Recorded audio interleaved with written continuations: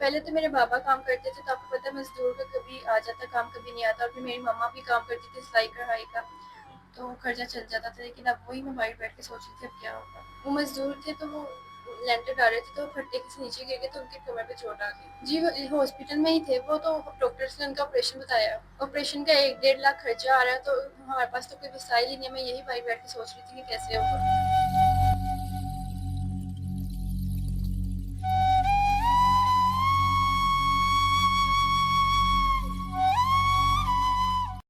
अस्सलाम वालेकुम नाज़रीन, मैं आपका मेज़बान अरसान राजपूत और आप देख रहे हैं अमन वक्सन। नाज़रीन, हमारे साथ वही बहन मौजूद है जो अभी सड़क पे बैठी थी, अपने फादर की वजह से काफ़ी ज़्यादा परेशान हुई थी, रो भी रही थी। वो हमारे स्टूडियो में मौजूद है। इनसे पूछते हैं सारे मामला क्यों क्यों इतना ज़्यादा परेशान थी। हमारे साथ मौजूद है। अस्सलाम वालेकुम। वालेकुम सलाम। अच्छा बहन, बताइएगा, आप सड़क पे बैठी रो रही थी, इतनी ज़्यादा परेशान थी, आपने बताया कि फादर की वजह से परेशान है। फादर की वजह से क्यों परेशान है आप? वो मज़दूर थे, तो वो लेंटर डाल रहे थे, तो फट्टे से नीचे गिर गए, तो उनके कमर पे चोट आ गई। कमर पे चोट आ गई है, तो उनका इलाज करवाएँ, आप सड़क पे बैठी हुई थी। जी, वो हॉस्पिटल में ही थे वो, तो डॉक्टर्स ने उनका ऑपरेशन बताया। ऑपरेशन पे कितना उन्होंने एक्सपेंस बताया? आपके पास एक्सपेंस नहीं है, ये क्या ऑपरेट में उन्होंने बताया? ऑपरेशन का 1 डेढ़ लाख खर्चा आ रहा है, तो हमारे पास तो कोई वसाइल ही नहीं है। मैं यही बाहर बैठ के सोच रही थी कि कैसे होगा। आपकी फैमिली में कौन-कौन है? मैं हूँ, मेरी मम्मा है और मेरे पापा हैं बस।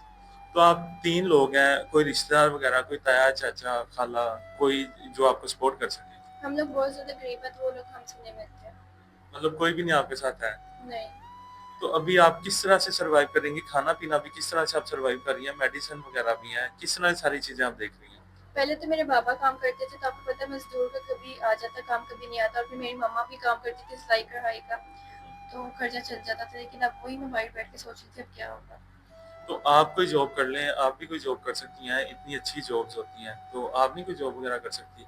अभी तो मेरे पापा भी बहुत ज़्यादा बीमार हैं, तो मेरी मम्मा भी अक्सर बीमार ही रहती है, तभी तो मैं उनको देख रही हूँ कि उनका खाना-पीना कैसे अरेंज करूँ। तो अभी किस तरह से खाना-पीना आप कहाँ से कर रही हैं? ना तो आप जॉब कर रही हैं, ना तो आपके फादर जॉब कर रहे हैं, मदर जो है वो आपके फादर के पास हॉस्पिटल में ही है।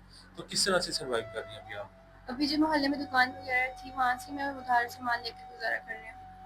तो घर जो है वो किराए का है कि अपना घर है आपका?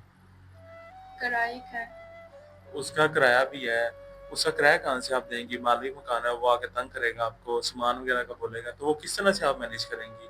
जी, अभी तो मेरे पापा की बहुत ज़्यादा तबीयत ख़राब है, तो मालिक वाले ने हमसे पूछा था, लेकिन अभी उन्हें भी पता है कि मेरे पापा की बहुत ज़्यादा तबीयत ख़राब है। आगे अगला मंथ भी आने वाला है, तो वही मैं सोच रही थी, बहुत ज़्यादा मैं परेशान थी। तो आप इसलिए मैं आपके पास आई हूँ, क्योंकि आपने बोला था कि मैं आपकी हेल्प वगैरह करूँगा, आपके पापा को ऑपरेट वगैरह भी करवा दूँगा। मतलब मेन इस टाइम आपका जो प्रॉब्लम है वो आपके पापा का ऑपरेट है, वो हो जाए तो उसके बाद सारा कुछ सही हो जाएगा। जी। उसके बाद उनको रेस्ट भी चाहिए होगी, वो फ़ौरन काम तो कर नहीं सकते हैं, आप भी कहीं जॉब नहीं कर रही, मदर हैं वो भी कर रहे हैं, तो इस तरह से आपका गुज़ारा हो जाएगा? नहीं, इस तरह होगा तो नहीं, लेकिन इसलिए तो आपके पास आए हैं, आपने कहा था कि आप हेल्प कर देंगे। तो अगर कोई ऐसा इंसान हो, हमारे काफ़ी ज़्यादा लोग हैं जो हेल्प आउट भी करते हैं हमारे चैनल के ज़रिए, हम खुद भी आपके पापा का ऑपरेट तो समझे हो जाएगा। तो उसके बाद के जो मामलात हैं, उनकी मेडिसिन्स वगैरह भी होंगी और उसके बाद उन्हें रेस्ट भी चाहिए होगी, घर भी आपने सर्वाइव अपना करना है। तो अगर देखा जाए तो मंथली आपका कितना एक्सपेंस आ जाता है घर का? हमारा रेंट 14,000 है, और बाकी पापा की दवाइयाँ वगैरह, वो उसका कोई आइडिया नहीं है।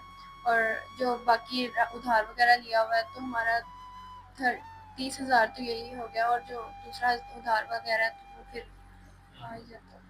मतलब उधार वगैरह या रेंट वगैरह वो बात के हैं, अभी 30,000 रुपया पर मंथ आपका एक्सपेंस आता है। जी।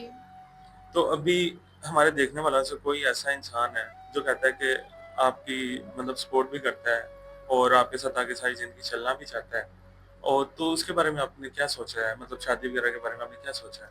जी, अभी तो मैं बहुत ज़्यादा परेशान हूँ, मेरे बाबा की बहुत ज़्यादा तबीयत ख़राब है, तो ये वैसे भी मेरे मम्मा-पापा की फ़ैसला होगा। मतलब कोई ऐसा इंसान हो जो आपकी मामा-पापा की रज़ामंदी से हो और उसके बाद हम आपको कहें कि आप इनके साथ आगे ज़िंदगी गुज़ारें, तो आपको एक्सेप्ट होगा? जी। मतलब बेसिकली सारे मामला ठीक है, अभी आप अपने फादर का इलाज करवाना चाहती हैं। जी। नाज़रीन, इससे ज़्यादा बात करने की ज़रूरत नहीं है, काफ़ी ज़्यादा परेशान थी। अभी बेसिक जो है इनके फादर की जो है ऑपरेट होना है, उसके लिए काफ़ी ज़्यादा परेशान है। उसमें इन्हें सपोर्ट की ज़रूरत है और सारे मामलात की इन्हें ज़रूरत है। उसके बाद एक्सपेंस भी है, इनका मंथली जो एक्सपेंस आता है मेडिसिन का है और उसके बाद इन्होंने जो उधार वगैरह लिया है, माली मकान के पैसे हैं।